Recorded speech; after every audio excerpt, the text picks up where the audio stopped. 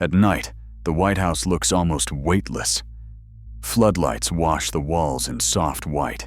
The fountain throws up its perfect arcs of water, and tourists grip the iron fence, phones raised, as if they are looking at a postcard brought to life.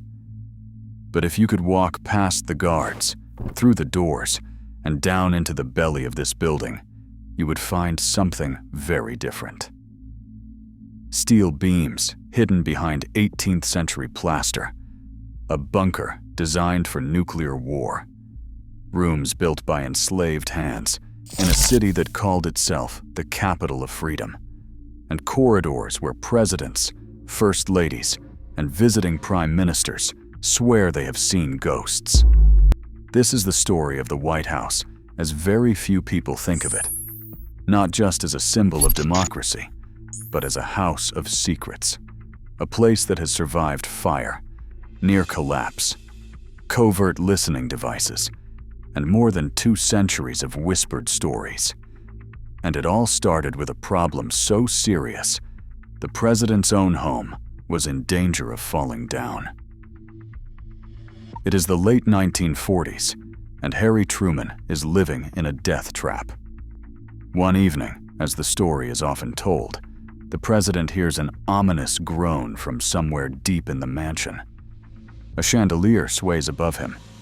On the second floor, the grand piano belonging to his daughter Margaret sits by a wall. The floor dips beneath its weight. Eventually, it sinks so far that its legs punch straight through the ceiling of the state dining room below. Engineers are called in. They crawl through the walls, tap at the plaster, and emerge with a verdict that stuns the administration. After 150 years of ad hoc additions, poor maintenance, and a new attic level piled on top of old timbers, the White House is on the verge of structural failure. If the president's family stays, they could literally go down with the building. In 1948, Truman and his family were quietly moved across the street to Blair House. Behind the familiar white facade, workers began a project so extreme it bordered on surreal. They gutted the entire interior of the White House, leaving only the outer stone walls standing like a movie set propped up by scaffolding. Inside the empty shell, they poured deep new foundations, installed a steel skeleton, carved out sub-basements, and built a hardened shelter, a Cold War bunker to protect future presidents from the unthinkable. From the outside, almost nothing appeared to change. But behind those windows, the White House had just been rebuilt as a fortress. To understand how this presidential home became so fragile and so fortified, we have to rewind to the beginning, to a muddy patch of land on the banks of the Potomac, and a contradiction that will haunt the building forever. Blueprint of a paradox. The year is 1792. George Washington, the only president who will never live in the White House, has picked the site for a new executive mansion in the brand new capital city of Washington, D.C. An Irish-born architect named James Hoban wins the design competition. His plan, a neoclassical residence inspired by European mansions, calls for pale sandstone that will later be painted white. Construction begins that October, with the laying of the cornerstone. But the worksite tells a different story than the soaring rhetoric of the early republic. Washington's planners struggled to recruit enough skilled labor from Europe and the American states. So they turned to another source, enslaved African Americans leased from local slave owners, who are hired out as human property to help build the president's house. These men quarry stone, cut timber, and haul materials under the supervision of white managers and immigrant craftsmen. The house that will one day stand for freedom is literally being raised by people who are not free. By 1800, the building is habitable, though unfinished. John and Abigail Adams move in, complaining about the damp walls and the odor from the surrounding swamps. The mansion is grand, yes, but it is also cold, drafty, and very much a construction project in progress. Thomas Jefferson arrives next. He disguises stables and service spaces behind colonnades, starts the long tradition of improving and rearranging, and quietly expands the workforce of enslaved people who cook, clean, and maintain the presidential home, often sleeping in cramped attic rooms or basement spaces that never appear in official paintings. From day one, the White House is split in two: the public symbol and the private reality, the stately rooms where ideals are announced, and the unseen spaces where the costs of those ideals are born. But the building's most dramatic trial is still to come, a night when the enemy reaches the front door. The night the mansion burned, August 24th, 1814. Outside Washington, British troops defeat American forces at Bladensburg and march toward the capital. The War of 1812 has brought the fight to the new city, and the president's house is an obvious target. First Lady Dolly Madison is inside when word arrives that the British are coming. She orders the famous Gilbert Stuart portrait of George Washington cut from its frame and carried away, along with government papers, silver, and valuables. Then she evacuates. British soldiers enter the empty mansion, dine on the president's food, and then systematically burn the building. Flames shoot through the roof. The sandstone walls blacken and crack. By morning, the executive residence is a charred ruin, open to the sky. For a moment, there is a genuine question. Should the Capitol move, and should the president's home be rebuilt at all? Congress decides to stay. Architect James Hoban is called back to reconstruct the house, using the surviving walls and foundations, and the work begins almost immediately. By 1817, President James Monroe moves into a restored residence. Over the next decade, the south portico is added, facing the green slope of the lawn, and Andrew Jackson later adds the north portico that will become the backdrop for countless photographs and protests. On the surface, the restoration is a triumph. The young nation rebuilds what its enemy tried to destroy. But the fire leaves another legacy. It proves that the White House is vulnerable, that foreign armies can reach it, and that war, politics, and personal tragedy can all leave their mark on this supposedly permanent stage. Those scars will become more subtle in the years ahead. Instead of flames, they will take the form of private grief, hidden illness, and eventually, wires and microphones. Secrets in the walls. By the mid-19th century, the White House is more than a residence. It is a whirlwind. During the Civil War, Abraham Lincoln paces its halls with telegrams in his hand, reading casualty lists late into the night. Inside those walls, he signs the Emancipation Proclamation. And in those same rooms, his son Willie dies at age 11, likely of typhoid fever, in a small bedroom not far from the Grand East Room. The official record of the Lincoln administration is public: speeches, laws, proclamations. But behind the scenes, the White House is a private house of mourning. Mary Todd Lincoln, devastated by Willie's death, reportedly holds seances in the Red Room and at the Soldiers' Home, trying to contact her lost child. Spiritualism is wildly popular during the war, when almost every family has someone to grieve. That tension between the public show and the private suffering becomes a recurring theme. In the early 20th century, presidents struggle with serious health issues, often minimized or concealed, including Woodrow Wilson's stroke and Franklin Roosevelt's heart problems and limited mobility. Much of that story plays out in hospitals and private residences, but the White House itself becomes part of the stagecraft, with ramps hidden from cameras, schedules adjusted, and doctors passing through side doors at night. As technology advanced, the building itself began listening.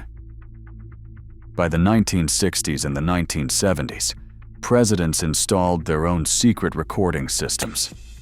John F. Kennedy, Lyndon Johnson, and eventually Richard Nixon wired offices and telephones to preserve conversations and to keep their own record of history.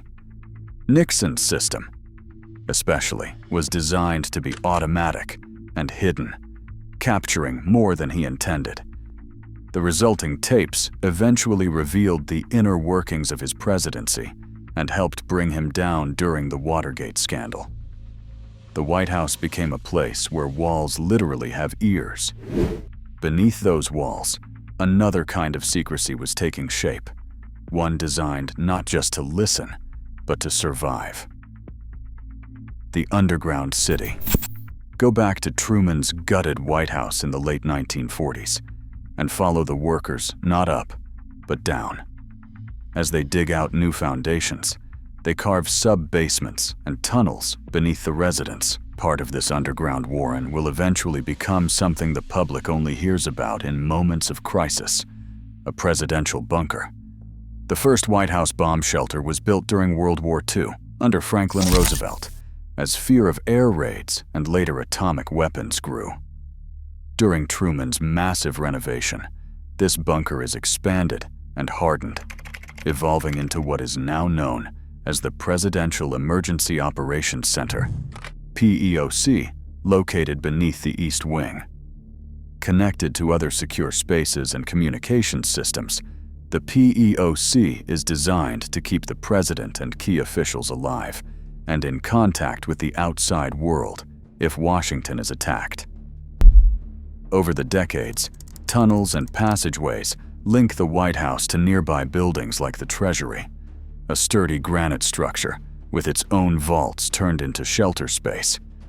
Most of the details are classified, but on September 11, 2001, the public gets a rare glimpse as hijacked planes slam into the World Trade Center and the Pentagon. Secret Service agents rush Vice President Dick Cheney, National Security Advisor Condoleezza Rice, First Lady Laura Bush, and other senior staff down into the PEOC. There, in a secure conference room deep beneath the East Wing, they watch events unfold on television screens and coordinate the government's response while fighter jets scramble overhead. In the years since, press reports and satellite photos hint at further underground work: mysterious construction on the North Lawn, official explanations about updating utilities, and speculation about new hardened facilities tucked beneath the familiar grass. What is clear is this: beneath the building tourists photograph every day lies a hidden infrastructure built for war, crisis, and continuity of government. And yet, for all the high-tech paranoia, some of the most enduring stories about the White House's unseen world are not about bunkers or tunnels, but about ghosts. Ghosts in the People's House. Ask around long enough, and you will find that almost everyone who has lived or worked in the White House has a story. Some are careful, official accounts, published by the White House Historical Association. Others are late-night confessions, told by former staffers and first families once they have left office. These stories make the White House feel both familiar and strange. One of the earliest legends belongs to Abigail Adams, the nation's second First Lady. When she lived in the still damp, barely finished White House, she supposedly used the warm, airy East Room to hang her laundry. Long after her death, people claim to see a small woman in a cap and shawl gliding through that space, arms outstretched, as if she is still carrying sheets. Then there is Abraham Lincoln. For more than a century, stories have circulated of Lincoln's ghost appearing in the White House, standing at a window in the yellow oval room, lying on a bed, or suddenly manifesting in the doorway of what is now called the Lincoln bedroom. First Lady Grace Coolidge, Queen Wilhelmina of the Netherlands, Prime Minister Winston Churchill, and many others have been named as witnesses in various accounts. The idea of Lincoln lingering in those rooms remains powerful. Other tales are stranger still. Andrew Jackson's ghost laughing and stomping in the Rose Room, the spirit of Dolly Madison guarding the Rose Garden, a mysterious young boy known only as the Thing peering over people's shoulders. Even in recent years, presidents' children have talked about unexplained music or footsteps in the night. These stories are often told with a smile, but they include just enough detail to make you wonder. Officially, the government does not comment on ghosts. Unofficially, the legends pile up. They say more about us than about any spectral resident. They tell us about our sense that a place saturated with power, grief, ambition, and sudden reversals cannot simply be empty when the lights go off. But not every haunting is supernatural. Some of the White House's darkest secrets are the stories we buried in plain sight and only later decided to confront. What the walls remember. Walk through the White House today, and you move through layers. Beneath the polished floors of the State Floor lie beams and foundations rebuilt in the 1950s, designed to hold up under the shock of modern war. Beneath those lie traces of earlier structures, scorched and patched after the British fire. Beneath those lie the original stones quarried and set by enslaved laborers who never got to vote for the leaders who lived above their heads. On the walls hang portraits of presidents who expanded democracy and portraits of presidents who defended systems that denied it. The House has seen emancipation proclaimed and segregation defended, war plans drawn, and peace treaties signed. Its most sinister secrets are not just the hidden rooms or classified tunnels. They are the contradictions it was built on and the choices made inside. Surveillance systems that turned on their creators, illnesses and disabilities kept from the public, political scandals that unfolded behind closed doors before spilling out into hearings and headlines. Yet for all of that, the White House endures. It is constantly remodeled, repainted, rewired, an 18th century shell wrapped around a 21st century core. It is, at the same time, a family home, a museum, an office, and a fortress. Maybe that is why the idea of a haunted White House feels so fitting. Because in a way, every president governs alongside ghosts, of predecessors, of promises made and broken, of people whose labor and lives made this place possible, and whose names we are only now starting to fully recover. The White House is not just where power lives. It is where power remembers. And the deeper you look past the bright lights and manicured lawns, the more you see that beneath the postcard image lies something far more complicated. A house that holds the best and worst of American history inside its walls, still whispering, just out of sight.